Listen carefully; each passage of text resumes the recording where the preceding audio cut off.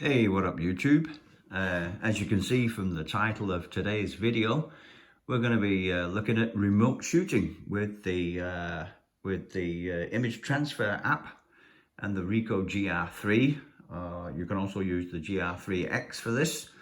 I think it's a really cool feature because, you know, we've probably all been in those situations where you take a family snapshot or just an image where you'd like to be in it yourself, but unfortunately you're the one behind the camera. Now the Ricoh GR3 or the Ricoh app for the cameras is called Image Sync, and it's actually a pretty cool app. I've seen that on the Google Play Store it was removed a short while ago. It seems to be back right now, and it's gotten some terrible reviews. So Ricoh probably need to get back together a little bit with the Google version for Android devices. But I'm using an iPhone and an iPad, and I think it's really a great app. And we talked about this before in one of the earlier videos. And if you haven't seen some of the other videos, if you're new to this and you're just seeing this for the first time, check out the back catalogue of videos. Sorry. Just go down there. You can subscribe if you want to. You don't have to. I'm not monetizing this channel at all. I'm just doing it because I like it. But just click on the photo stuff channel name, and that will take you to a list of videos, and just take a look at the videos that are available. But anyway, I'm going to show you how to remote control the GR3 and the GR3X. So here we have today's models, Captain Haddock and Tintin. And today's camera is this little boy here. This is the GR3X, which I've been using pretty much exclusively. I've just come back from a trip to Stockholm as well. And it really got me some great shots there. In a future video, I will show you my Leica look profile. I've been experimenting with custom profiles, and I've finally come to one that I've customized myself and saved under the custom image control profiles, and this is my Leica look, but we'll talk about that in another video. Today's subject is remote shooting. So I'm going to switch the camera on, and I'm going to place it on this piece of paper here. It gives me a good distance from the two figures there. And we'll take a look at what the camera's doing. Now, I can, of course, touch to focus on Tintin there. You can see Captain Haddock is out of focus at the back. Touch on Captain Haddock, focuses on him. Now, what if I wanted to be in the image as well, or I just want to use remote control for the sake of it? Well, we're going to look at that now. What I have to do to start with is I have to take a quick stab. No, sorry, not a quick stab. That would just get me the touch menu up. I'm going to make a long press on this button here to activate the Wi-Fi. So long press, there you go. Wireless LAN setting appears at the bottom, and this wireless icon appears at the top. Just a quick closer look at that. There's the wireless icon right in the middle at the top of the screen. Put the camera back down now. So the wireless, it's like an internal router it's got now.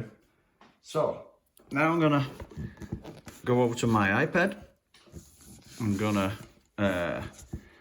go into my wireless settings up here, if you can see that, and I'm gonna touch that, switching my Wi-Fi off. Then I'm gonna go in, and it's connected to my my home router, my 5G.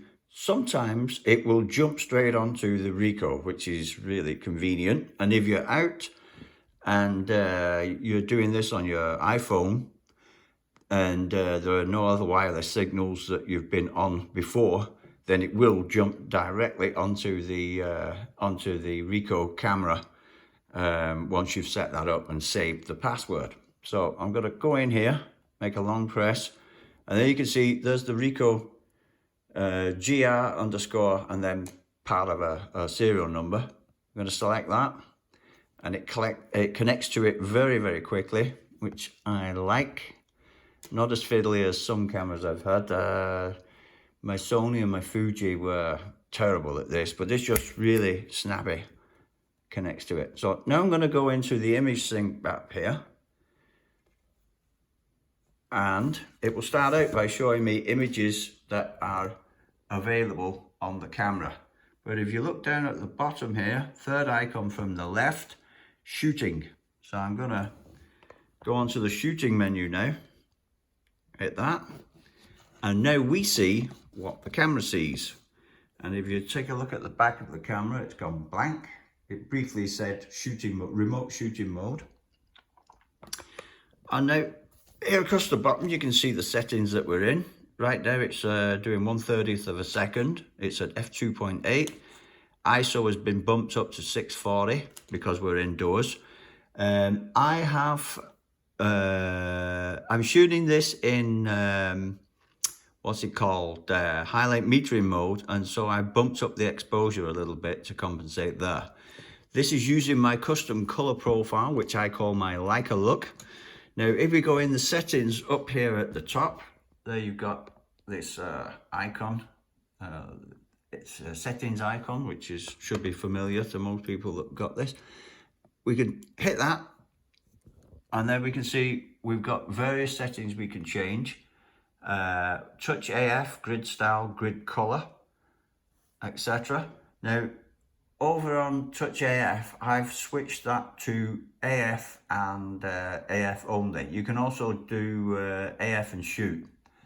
Other settings are basically same. RAW plus means it's going to shoot RAW and a JPEG, and the JPEG recorded pixels is set to large, so 6000 by 4000. So we'll say that's complete. That's how we want to do it. And now we're back looking at the screen. Now unfortunately I can't rotate. Well, yeah, I can actually. There. Now I can rotate the iPad, and you can see I can use the touch screen on the iPad now to touch on Tintin, and Tintin gets in focus. Touch on Captain Haddock, and it focuses on Captain Haddock. Then when I want to take a shot, I just hit the shutter button there, and it takes a shot. Easy peasy. Go back to Tintin, like that. Take a shot of Tintin. Now when I'm done shooting, I can go out, hit that X down there. Now we're back in portrait mode. Now the last two images I took were this one, and this one, because it says RAW for the RAW file, and where there isn't any text on, that's the JPEG. So we'll take a look at that. Now this isn't the best quality when you're looking on the iPad. It's kind of a crunched version, and especially if you look at the RAW file, that never looks too good, but it looks pretty much okay. So if you want to transfer these, you would hit that one at the top up there, and you get into transfer selection mode. And let's say I want that one and that one. They're marked now. And then another new feature of the latest version is extra small transfer.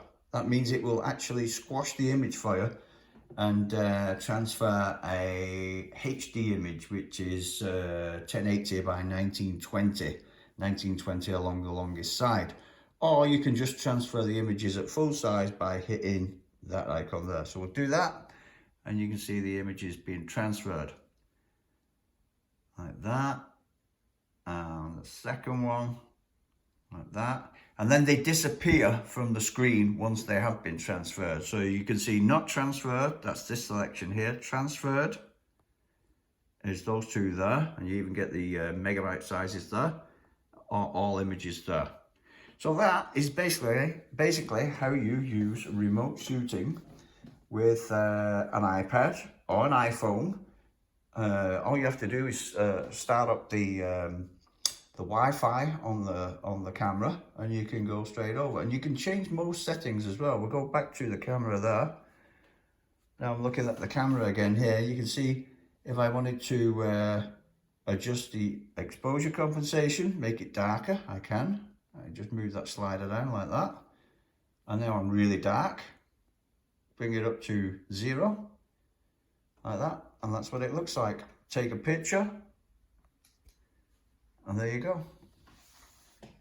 And that's how you do remote shooting with an iOS device. And I hope for your Android users that Ricoh get their act together and get that fixed.